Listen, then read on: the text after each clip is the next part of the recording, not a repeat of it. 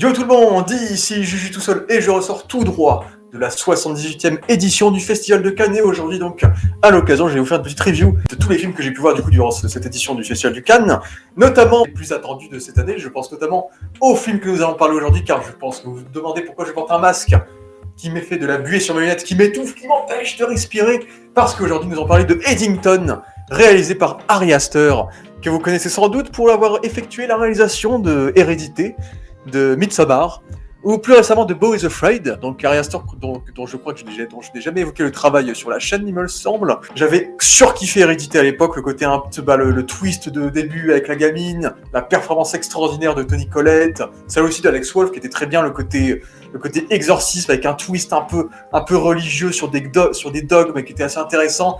Après, j'ai plus trop le film en tête, mais je rappelle adorer le film.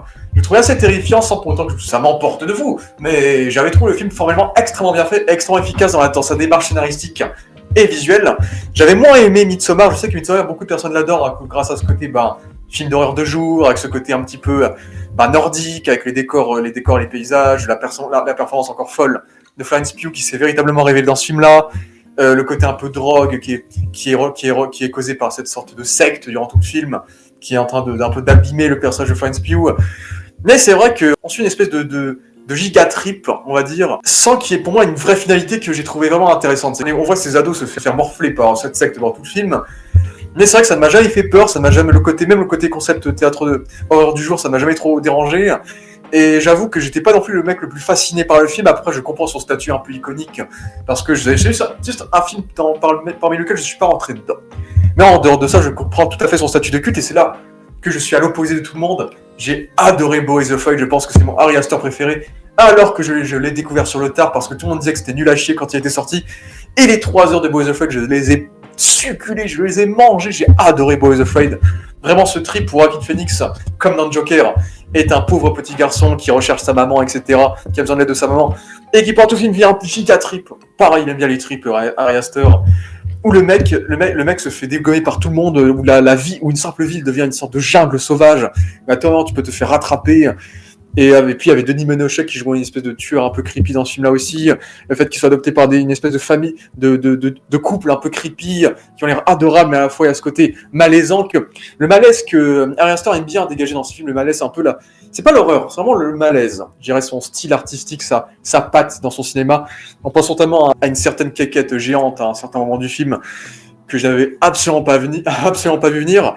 Et bien sûr, cette séquence magnifique. En carton-pâte, qui fait presque séquence de théâtre, où on te raconte toute une épopée en 5-10 minutes, juste avec ce procédé-là, qui était assez magnifique sur la vie de Joaquin Phoenix et le gars qui jouait son fils, la version âgée de lui, etc. Et plein d'idées de partout. Et j'ai adoré le twist un peu maternel assez fort de fin. Le twist aussi sur Joaquin Phoenix qui aurait des soucis un peu sexuels, nous allons dire. Et la fin qui est extrêmement cruelle, extrêmement froide et tu restes bouche bée face à une fin pareille. Franchement, j'ai adoré Beau is Afraid. Et donc, j'étais assez impatient de voir ce film Eddington donc, au Festival de Cannes. Bon, pas à l'ouverture, j'étais pas avec les acteurs, mais je l'ai vu quand même en avant-première. Et c'est pour ça que cette critique sera essentiellement sans spoiler, parce que le film sort pas avant 2-3 mois. Et bien sûr, nous allons spoiler un peu quand même à la fin, parce que je ne pense pas reparler du film une fois qu'il sortira. Donc revenez vers cette vidéo en partie spoiler dès que vous aurez vu le film, dans 2-3 mois. Ou si vous vous en foutez tout simplement, donc faites-vous plaisir, ou si vous étiez au festival, bien entendu. Donc, vous avez vu le film. Donc Eddington, j'étais assez chaud parce que le casting était assez énorme. Donc Joaquin Phoenix, encore une fois, qui devient un peu le poulain du coup de Ari Aster, mais aussi Pedro Pascal qui est partout, Emma Stone qui est à peu près partout aussi, Austin Butler qui est à peu près partout aussi. Et donc on s'attendait à un sacré gros film choral autour de cette ville du Nouveau-Mexique qui s'appelle Eddington, une ville fictive. Et je dirais, si je dois vous émettre un premier avis, que déjà il n'y avait pas les sous-titres français dans ma séance, donc je pense que j'ai dû le rater quelques subtilités dans les dialogues, etc. Surtout que Joaquin Phoenix se parle avec sa grosse barbe et donc il articule pas très bien et ça j'aime pas. Voilà, mauvais point Joaquin, mauvais point. Mais sinon pour moi c'est un film très sympa. C'est pas un film d'horreur contrairement aux 3 précédents, c'est un film purement comédie noire. C'est une comédie noire paranoïaque qui joue avec le malaise, qui joue avec les situations politiques, les situations donc de conspiration. Et c'est un film où vous vous tapez des barres, essentiellement. Bon, je me suis pas tapé des barres comme tous les anglophones avec qui j'ai vu le film au festival. Là, vraiment Moi, j'ai pas le cœur comme ça pour me marrer aussi fort. Mais j'ai trouvé les dialogues assez bien trouvés, assez marrants. Il y a quelques séquences qui étaient franchement assez fun. Et pour moi, c'est un film très très sympa. Très bon film. On passe un bon moment où le propos est taillé par Ari Aster est franchement très bien développé. Je trouve, bon, il y a peut-être... Le film est peut-être trop dense pour ce qu'il raconte, c'est qu'il y a beaucoup de layers en anglais, de dimensions qui sont développées dans ce film. Mais il y a quand même des ventres mous, il y a quand même des petits soucis de rythme, je dirais. Et le truc, c'est que pour moi, c'est un film très sympa, mais c'est pas un grand film. C'est ça, c'est que pour moi, on est quand même loin de Hérédité, de Beau is Afraid, qui étaient pour moi des grands films. Même de Midsommar, qui a ce statut de classique culte, et je comprends pourquoi on se rappelle de Midsommar, pourquoi on le retient. Eddington, je ne serais pas surpris que ce film soit oublié après le visionnage, quoi. C'est un film qui est très fun, c'est une comédie, quoi. C'est en fait Ari Aster bascule d'un genre à l'autre, en plus avec ce côté western moderne qui change encore plus. Et je trouve offre une œuvre extrêmement honorable, mais un peu oubliable, je dirais quand même. Peut-être que le dernier acte va vous réveiller. Le dernier acte est assez explosif et assez surprenant, et je pense que ça, pour le coup, ça peut vous marquer peut-être, mais en dehors de ça, franchement, c'est un film que je vous recommande vraiment d'aller voir en salle, j'ai passé un super moment. Mais c'est un très film sympathique à voir au cinéma. C'est pas un grand film comme tous les... Pour moi, c'est le moins bon Ari Aster. C'est le moins bon Ari Aster parce qu'il est sympa. Il est très sympa, il est bien. Mais il est pas grand. C'est vraiment le ressenti que j'ai eu. Et donc, si je dois vous évoquer le plot très vite fait, qui sera, de toute façon, c'est ça qui sera vraiment... De toute façon, c'est ça qui est intéressant avec ces avant-premières-là, c'est que la promo a pas encore vraiment démarré du film. Mais voilà, le film, grosso modo, ça a été pitché comme ça. On est en plein Covid en 2020, et donc on suit un shérif de la ville, le shérif de la ville d'Eddington, je sais plus comment il s'appelle, mais Joaquin Phoenix, qui joue le shérif de la ville d'Eddington, qui est anti-masque. Il est asthmatique, donc il n'aime pas porter le masque, il étouffe dedans, il souffre un peu à cause de ça. Et le truc, c'est que lui, il empêche tout le monde un peu de porter des masques. Il veut pas que les gens portent des masques, et donc il veut candidater en tant que maire, en se confrontant donc au maire actuel, qui est joué par Pedro Pascal, et qui, lui, est pro-masque. Et lui veut imposer les masques dans la ville, même s'il n'y a pas de dépôt légal qui a été déposé sur la ville pour porter des masques. Donc les gens n'ont pas 100%, peuvent ne pas porter de masque. Mais Pedro Pascal veut quand même que les gens portent des masques, et donc il y a un côté un petit peu presque dictatorial dans ce truc-là, que Joaquin Phoenix n'accepte pas. Et à partir de cette rivalité entre ces deux personnages-là, on va suivre toute une ribambelle de personnages qui vont avoir des idéologies très variées, très différentes les unes des autres, et qui vont nous mener à des thématiques encore plus profondes que juste le Covid, mais les conspirations en général, notamment dans cette période des années 2020, où on s'est tapé plein de mouvements politiques forts qui ont subi beaucoup de déformations de la part des réseaux sociaux et de certaines personnes mal placées, que ce film se donne en joie de critiquer, nous allons dire. Notamment, après ces mouvements de 2020, mais notamment le mouvement de Black Lives Matter, les mouvements écolos, des jeunes ados écolos qui font des manifs, donc donc de manière générale la désinformation des réseaux sociaux, la désinformation des dogmes religieux dans des sites web un peu douteux qu'on peut trouver également. Donc c'est un film qui fait une grosse comédie noire sur toutes ces conspirations du complot que les gens étayent de façon trop exagérée. Et franchement, le film est très très drôle là-dedans, je vous parlerai des quelques blagues qui m'ont marqué en spoiler. Par contre, je sens que ça va être très drôle parce qu'ils n'ont pas encore marketé le film, mais je sens qu'ils vont à fond marketer le film par rapport à tout le casting qu'ils ont, Pedro Pascal, Emma Stone, Austin Butler, etc. Alors que ces personnages-là n'ont pas plus de 5 scènes. Ne regardez pas ce film pour Pedro Pascal, Austin Butler ou Emma Stone.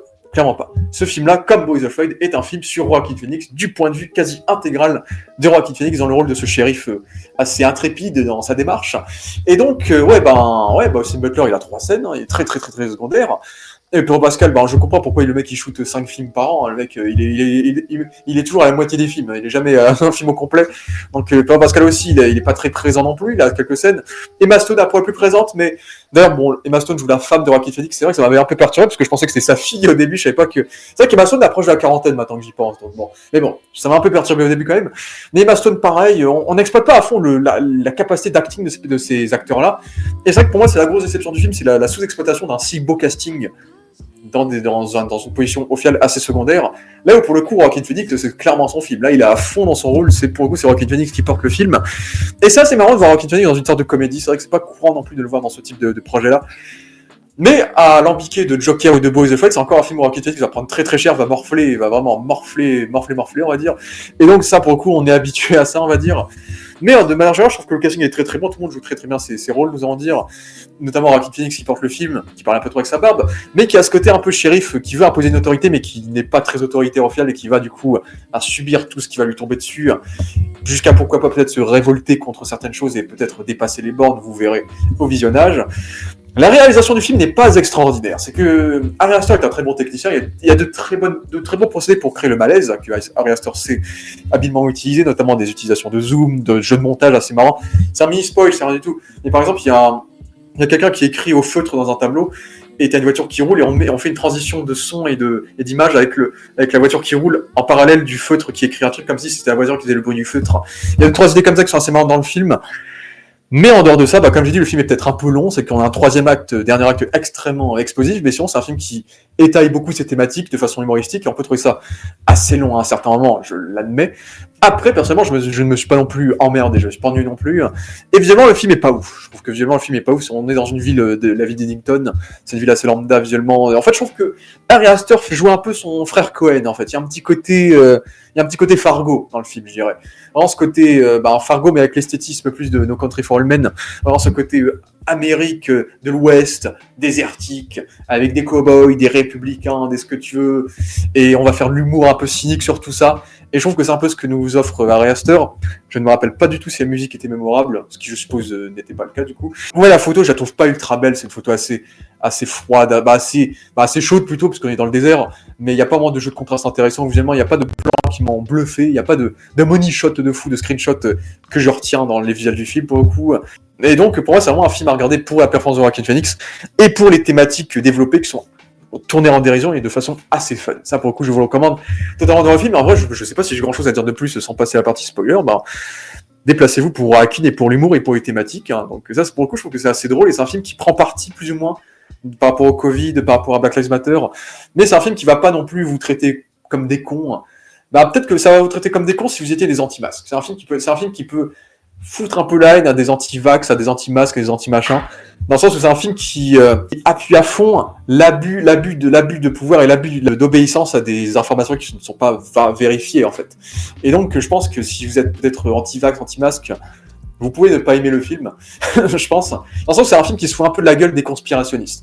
Après, est-ce que vous, en tant qu'anti-vax, vous étiez conspirationniste ? Non, je ne pense pas. Donc c'est un film qui vraiment critique les extrémistes, qui émettaient des avis extrêmement abusive et extrêmement manipulatrice sur le Covid, par exemple sur Facebook, comme j'ai pu en voir.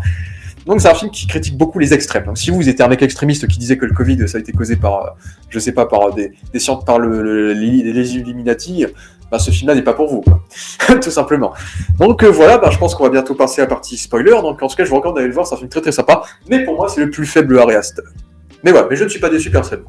Voilà. Ok, spoiler. Donc, Pedro Pascal se fait flinguer à la moitié du film, comme dans Gladiator 2. Et du coup, j'étais déçu parce que moi j'aime bien le rôle de Pedro Pascal, ce rôle de maire. En plus, il m'a un peu fait penser à son rôle de Maxwell Lord dans Wonder Woman, cet entrepreneur qui a des projets d'écologie pour sa ville et qui est prêt à accepter tout ce que la loi impose et ce qui pourrait déranger sa population, certes, pour réussir à atteindre ses projets à lui, ce qui va créer sa rivalité avec Joaquin Phoenix, qui se voit comme quelqu'un de plus humain que lui, etc. En plus, il y a plein de casseroles qu'il a par rapport au fait qu'il a une relation avec Emma Stone, et il y a son fils qui est en train de partir en cacahuète aussi. Donc, je trouve que c'est un personnage qui aurait pu être intéressant, mais qui se fait flinguer trop tôt, je trouve. Et j'aurais aimé en avoir beaucoup plus de lui, mais surtout qu'il y a une barre assez brutale. Donc je trouve ça assez dommage. J'ai bien la séquence en plan-séquence, qui était assez intéressante, où tout ce plan-séquence de Joaquin Phoenix, juste tout ça pour qu'il se fasse baffer par Pedro Pascal. J'ai trouvé ça assez intéressant. Emma Stone, pareil, Emma Stone, c'est la femme de Joaquin Phoenix. Elle déteste tous les choix publics qui ont tendance à le montrer lui, à le montrer elle, qui pourrait menacer sa vie privée par rapport à tout ce que fait le shérif, donc Joaquin Phoenix. Je trouve ça intéressant de montrer le point de vue de la femme qui vraiment déteste le fait que Joaquin Phoenix se montre, veuille être mère, etc. Ce qui pourrait impliquer des impacts sur sa vie privée, le fait que les médias l'attaquent elle aussi. Et j'ai bien aimé le fait qu'elle soit un petit peu aussi conspirationniste, qu'elle rejoigne du coup Austin Butler, qui raconte sa backstory comme quoi il était témoin d'un miracle et que c'est grâce à un miracle qu'il est encore en vie, qu'il avait vraiment une enfance difficile. Et Austin Butler est très très bon. J'adore le fait que Austin Butler prenne des rôles qui n'ont rien à voir avec les rôles qu'on aurait pu lui prédestiner par rapport à son physique. Donc là, son rôle de gourou sectaire sur Internet, et donc à la fin, t'as Emma Stone qui le rejoint, et donc c'est un personnage qui est assez étrange, assez marrant dans cette pratique-là, mais il a 3 scènes, le gars. Donc ça, c'est ma déception, c'est qu'il a 3 scènes, il y a une grosse scène, il y a une grosse section de 5-6 minutes dédiée à lui, mais c'est tout, quoi. Donc c'est vrai que j'étais assez déçu de sa présence. Emma Stone, pareil, une fois qu'Emma Stone rejoint Austin Butler, à la dernière heure, il n'y a plus d'Emma Stone. Et même si Emma Stone est très très bien dans le rôle qu'elle joue, je trouve qu'on ne profite pas de son plein potentiel en tant qu'actrice, quoi. En plus, il y a aussi la mère de Emma Stone qui est jouée par Deirdre O'Connell, qui avait interprété du coup la mère du pingouin dans la série Pingouin, qui était une performance extraordinaire, qui elle limite a plus de temps d'écran que tous ces acteurs-là et offre une très bonne performance qui ressemble un peu à la performance qu'elle avait dans le Pingouin, et la mère très très forte, un peu avec un langage un peu vulgaire, etc. Donc elle aussi est très très bien. Et donc Joaquin Phoenix, j'ai bien aimé voir son évolution, parce qu'au début c'est un mec qui est un petit peu, c'est un mec qui pense qu'à sa gueule en fait, dans un sens, c'est que oui, en fait il veut se donner une bonne image de lui-même, c'est le shérif, il veut que les gens ne portent pas de masque, il provoque Pedro Pascal, et t'as des longs plans qui durent genre 5-6 minutes où c'est juste lui qui confronte Pedro Pascal, et j'aime bien l'alchimie qui est entre les deux. J'aime bien aussi les vidéos corporelles de Pedro Pascal qui font très très fake et très artificielles, qui étaient assez drôles. J'aime bien l'évolution de Joaquin Phoenix, vraiment, qui part de plus en plus sur cacahuète, sa femme qui le largue, aussi Butler qui est en train de lui voler sa femme du coup. Et donc Pedro Pascal qui l'humilie dans une fête mémoriale, et donc à la fin il va choisir de buter brutalement Pedro Pascal et son fils. Et c'est là que le film se lance, et que c'est là que tu vois qu'en fait le personnage de Joaquin Phoenix c'est un personnage qui est sans pitié, qui est un peu un gros connard, et donc c'est là surtout par exemple quand il fait porter le chapeau à son collègue flic noir en disant que c'était lui, que c'est lui qui a tué Pedro Pascal, etc. Il a tout fait en sorte pour que ce soit lui qui soit condamné à sa place. Donc on sent le personnage connard, tu vois, c'est un personnage qui est prêt à tout pour survivre, pour devenir le maire, pour gagner sa position, tout en sacrifiant ce qu'il y a à côté de lui, quoi. Et c'est ça qui est intéressant avec le grand final, où là, à un moment donné, il y a des mercenaires qui essayent de le tuer, en fait, à cause de toutes les conneries qu'il a faites. Et ça, c'est ce grand final où le mec, ça m'a un peu fait penser au final de Once Upon a Time in Hollywood, dans le côté abusif, genre, c'est que Joaquin Phoenix, il fait son Tom Cruise dans ce film. C'est le mec qui court, il se casse la gueule dans plein de plaines désertiques de partout, il tombe dans des villages. Le décor de film m'a un peu fait penser au final de Rambo First Blood, ce côté village vide où t'as juste Joaquin Phoenix contre deux mercenaires avec des guns qui essayent de le tuer, et lui qui commence à sortir un minigun, à flinguer tout le monde, il tombe dans la vitre, il est tout blessé, le mec il est exténué, il est en train de crever, il flingue tout le monde, et boum, coup de couteau sur le crâne. Après il y a toute la thématique des réseaux sociaux du film qui est assez marrante par rapport à cela, mais j'ai adoré le fait que du coup en fait sa fin à lui se fait très ça m'a beaucoup fait penser à la fin de The Brutalist, cette fin où le personnage a enfin atteint l'objectif, l'ambition qu'il aurait souhaité avoir, mais en même temps il a tout perdu en faisant cela. C'est que physiquement il est plus apte de parler, de réagir, de s'exprimer, et c'est que des personnes qui profitent de sa position de maire pour l'exploiter, pour au final exécuter leurs propres ordres sans son consentement à lui, parce que lui il est paralysé à la fin. À la fin, ils en font un peu une sorte de Stephen Hawking. C'est qu'il est paralysé, il est incapable de parler, et du coup, c'est la mère de Emma Stone qui manage un peu son projet, qui devient la nouvelle mère, entre guillemets, quoi. Lui, et du coup, il devient extrêmement pathétique sur la fin. On arrive à presque avoir de la peine pour lui quand il voit que Emma Stone est avec Austin Butler, et que c'est limite sa nouvelle femme, Austin Butler. Et lui, on l'entend gueuler de l'intérieur, mais comme il est paralysé, il peut pas gueuler assez fort. Et en plus, il est managé par la mère de Emma Stone, et à la fin, on voit que la mère d'Emma Stone couche avec des gens, avec Joaquin Phoenix qui dort juste à côté. Donc vraiment, il y a ce côté vraiment vie de merde pour Joaquin Phoenix qui est mérité, parce que c'est un personnage qui est puni par ses actions, et qui du coup, oui, devient le cadeau qu'il voulait avoir, certes, parce qu'au final, c'est un personnage qui devient presque un héros. C'est que le mec se fait blesser, il se fait sauver, et dans cet acte presque héroïque d'avoir combattu ces tueurs, bah oui, il devient maire quand même, parce qu'il y a le côté héros à la Donald Trump qui a failli se faire tuer. Mais physiquement, il est plus apte de faire quoi que ce soit. Il est déjà mort physiquement, quoi. Et donc, il va souffrir de l'intérieur jusqu'à le reste de ses jours. Et je pense que c'est une finalité qui marcherait très bien pour le personnage de Joaquin Phoenix, qui m'a beaucoup fait penser encore une fois à Brutalist, même si ça dépend encore des interprétations sur la fin de Brutalist. Et donc, sinon, en dehors de ça, il y a tout le côté humoristique, hein. Donc, tout le côté masque, où il fait les courses sans masque et tout le monde le regarde bizarrement. J'aime bien le fait que Pedro Pascal fait tout pour rejeter Joaquin Phoenix. Lui, il veut pas porter de masque, du coup, Joaquin Phoenix a l'air d'être un étranger dans sa propre ville, quoi. C'est que personne le respecte, il porte pas de masque. Et c'est là qu'il a commencé, c'est là que j'aime bien le fait qu'on te montre bien que Joaquin Phoenix, il est vieux, il est pas bon avec les réseaux sociaux, et t'as tous les petits détails à chaque fois qu'on suit les réseaux sociaux dans le film, donc tu vois qu'il a très peu de likes, et qu'il a pas beaucoup d'abonnés, etc. Et on voit sa femme qui réagit, qui répond aussi sur Facebook ou sur Insta, etc. Ça marche bien aussi.